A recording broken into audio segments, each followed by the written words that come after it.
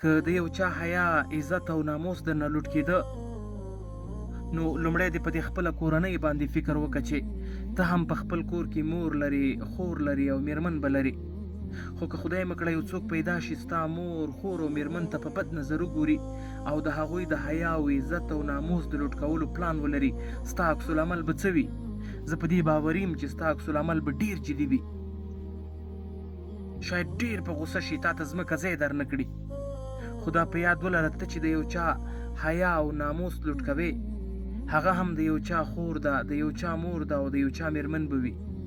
هیڅ وخت د یو چا حیا او د یو چا ناموس مه لوټ کوئ او هغوی ته په بد نظر مه ګورئ، ځکه داسې یو څوک به پیدا شي چې بیا به ستا حیا او ستا ناموس ته په بد نظر وګوري او د هغوی د لوټ کولو پلان به ولري. دا کار په ژوند مه کوئ.